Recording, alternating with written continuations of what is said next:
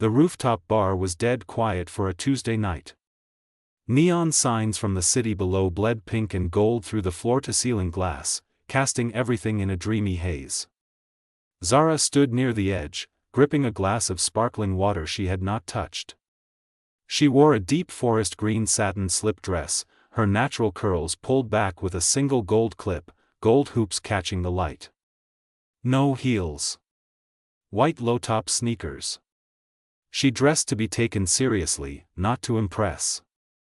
Across the room, Kai settled into a chair like he owned it. He always did. Black fitted turtleneck, dark olive trousers with a sharp crease, a single silver watch on his left wrist. No rings. No tie. He had the kind of effortless cool that people spent thousands of dollars trying to fake and still got wrong. Zara had asked to meet him here because it was neutral. Because she needed space to breathe before she said the most embarrassing thing she had ever said in her 26 years of life. She walked over. Sat across from him. "I need a favor," she said. "A big one." Kai raised one brow. "I'm listening." She set her glass down. Looked him dead in the eye because if she looked anywhere else, she would lose her nerve. "I need you to pretend to be my boyfriend. For 3 weeks." The silence stretched so long she could hear the city below. "Your boyfriend," he repeated. "My Nana is sick." Her voice dropped. "Stage 4. The doctors say she has maybe a month, maybe less. And she has been asking about me, about whether I am okay, whether I have someone. She worries." Zara exhaled. "She worries because she knows me. She knows I have spent the last 4 years chasing this career and letting everything else fall apart." Kai said nothing. He just watched her. "I know how it sounds," Zara said. "It sounds like a lot," Kai said. "I know." He leaned forward, elbows on his knees. "And why me? We barely know each other. Because you are the only person I trust not to make this weird. And because," she hesitated, "I heard you need a +1 for the Nakamura group dinner next month. The one where they only sign deals with people who seem settled." Grounded. Something shifted behind his eyes. "Who told you that?" he asked quietly. "Does it matter?"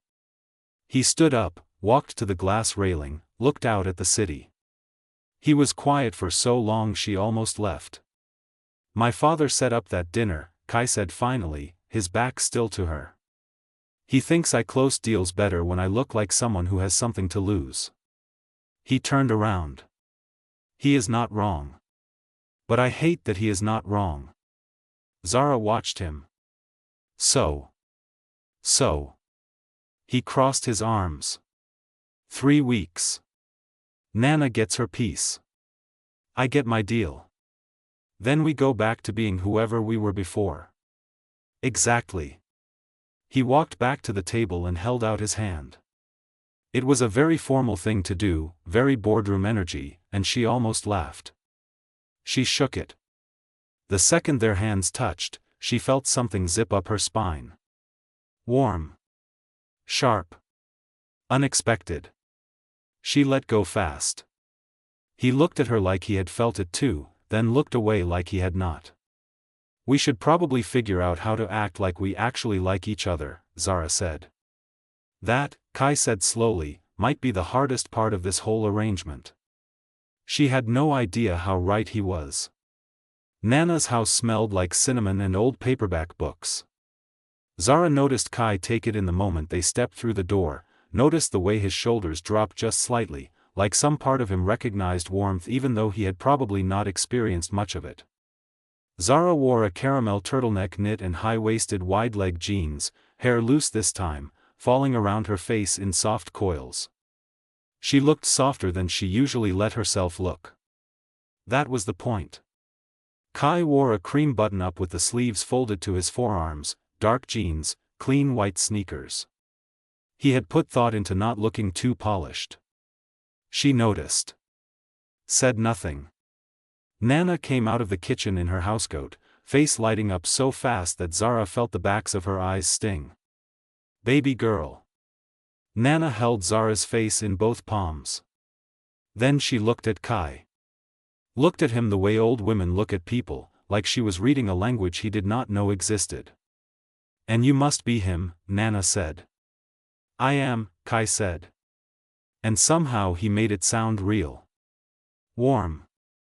Like something he meant. Nana made them sit. Made them eat. Asked Kai every question a grandmother has ever asked anyone, and Kai answered each one without flinching, without performing. He talked about his mother leaving when he was 9, the way his father replaced her with ambition and pretended that was the same thing.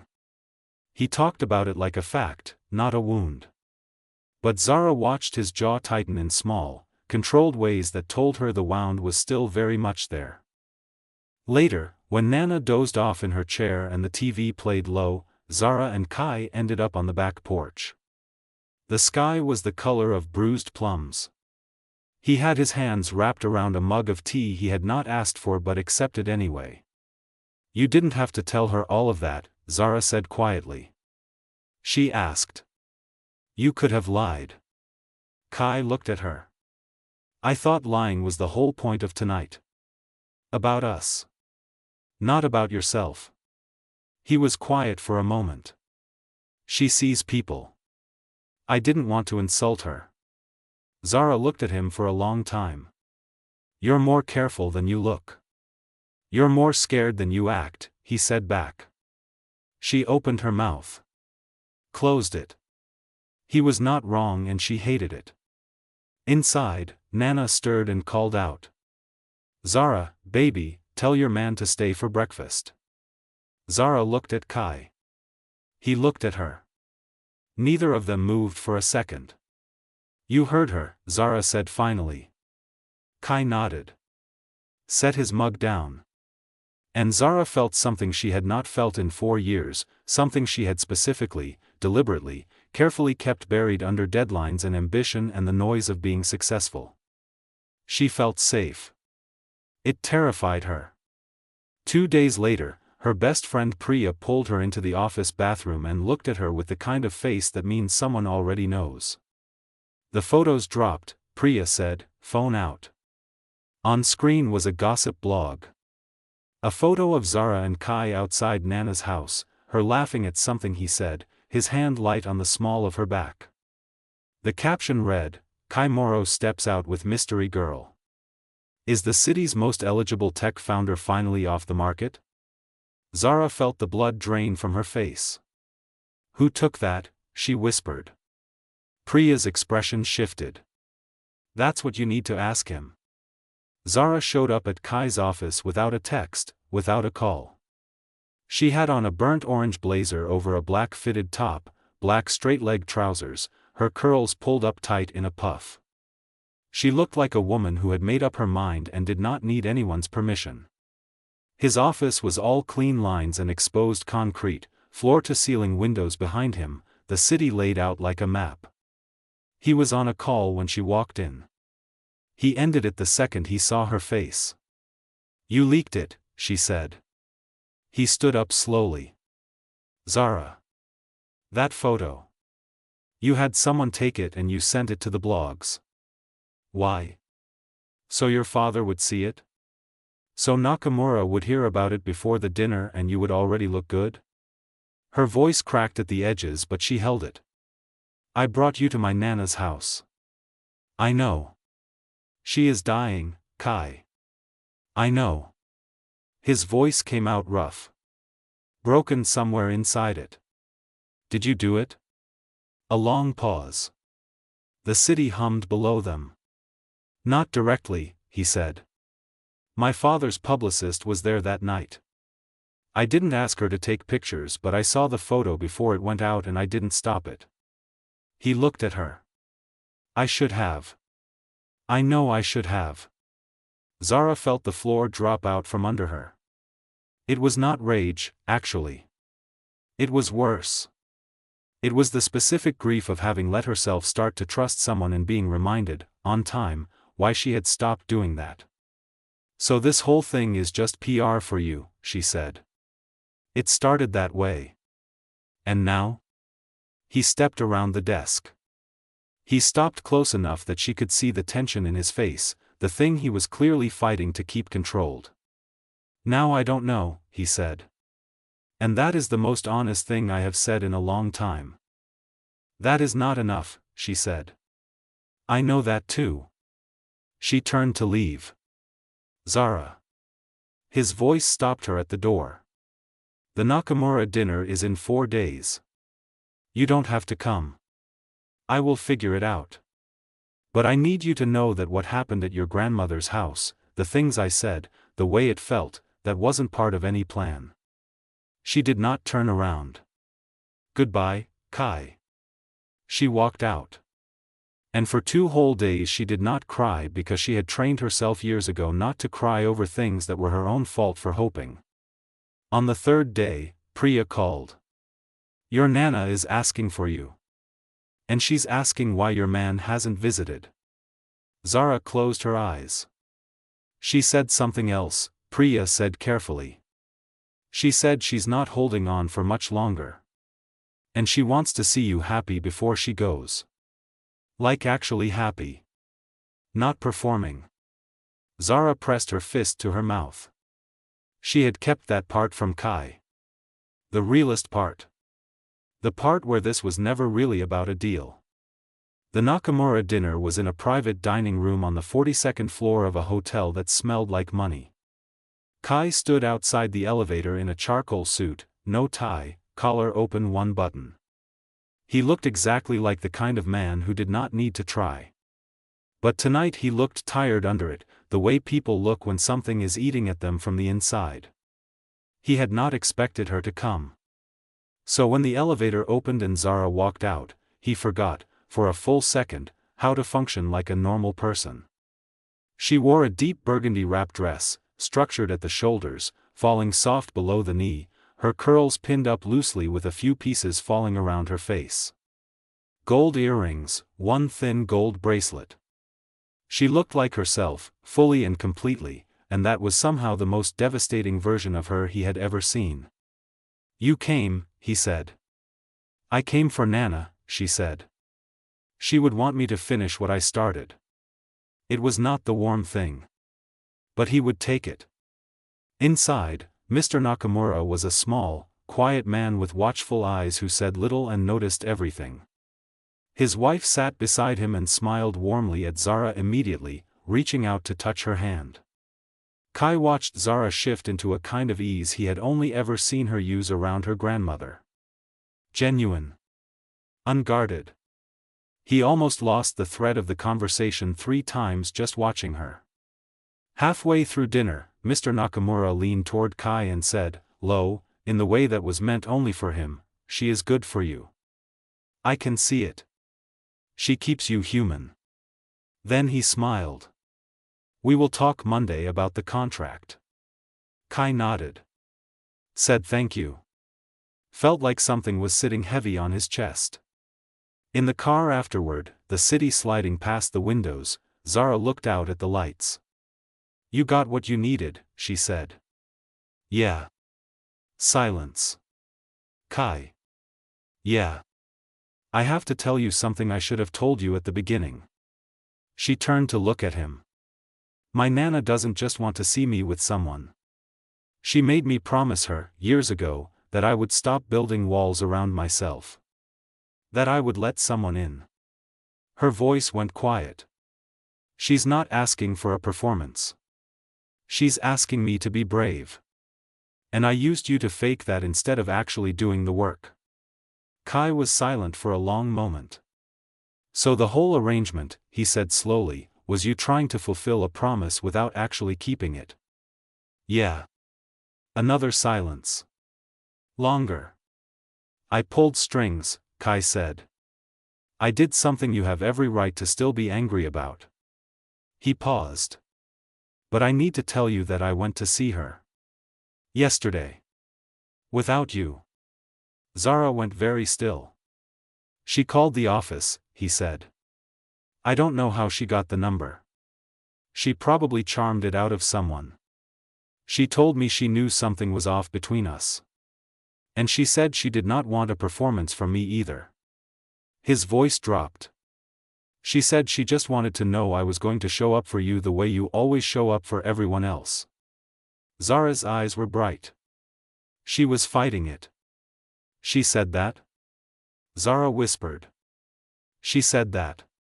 The car stopped outside her building. Neither of them moved. What did you tell her? Zara asked. He looked at her for a long time. I told her the truth, he said. That I didn't know how to want something and not ruin it. But that I was going to try. Zara pressed her lips together. She liked that answer, he said. She also told me to bring food next time. Zara laughed. Just once. Soft and broken and real. She would, Zara said. He reached out and very carefully tucked one of the loose curls behind her ear. She let him. What do we do now? She asked. I think, he said, we stop pretending we don't already know the answer. Nana passed on a Thursday morning. Quietly, in her sleep, the way she had always said she wanted to go. Like slipping out of a room without making a fuss. Zara sat in the hallway outside the room for a long time. She wore an oversized gray hoodie and old jeans, no jewelry, no effort. Just her. Her eyes were dry because she had cried so much in the last 48 hours that her body had simply run out. Kai arrived an hour after she called him. He did not text first. He did not say anything when he found her in that hallway. He sat down on the floor beside her, back against the wall, shoulder touching hers. They sat like that for a very long time. She knew, Zara said finally. She knew the whole time that we were faking it at the beginning. Yeah, Kai said. She told me. She played us. She absolutely played us. Zara laughed. It hurt. It also felt necessary, like breaking a seal. She told me something the day before she went, Zara said. Her voice was steadier now, careful. She said the people worth keeping are the ones who show up when the deal is already done. When there's nothing left to gain. Kai was quiet. You showed up, Zara said. I wasn't going to not show up. I know. She turned to look at him. He was already looking at her. That's the thing.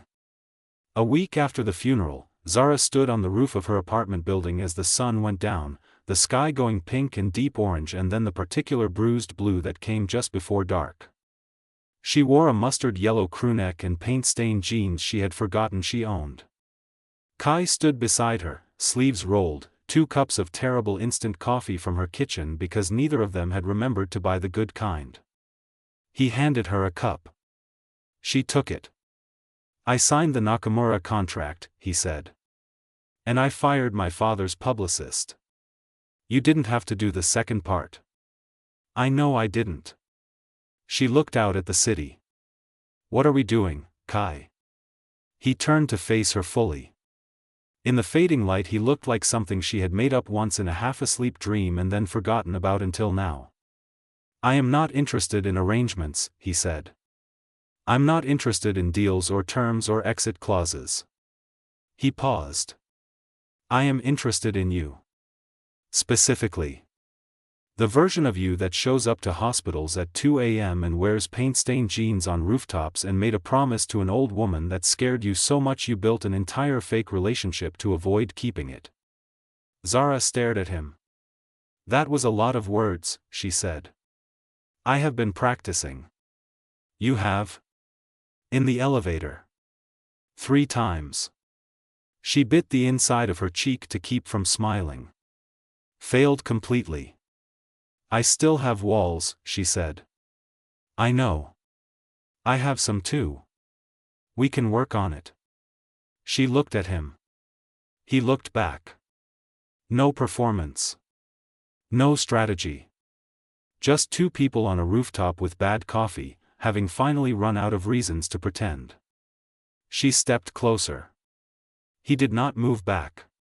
She pressed her forehead against his shoulder, briefly, like a period at the end of a very long sentence. His hand came up and rested light on the back of her neck. Steady. Warm. Below them the city moved on, indifferent and electric and alive. Above them the first stars of the evening started to appear, faint and sure, the way good things always did. Quietly. Without fanfare. Nana would have called this exactly what it was. About time. The end.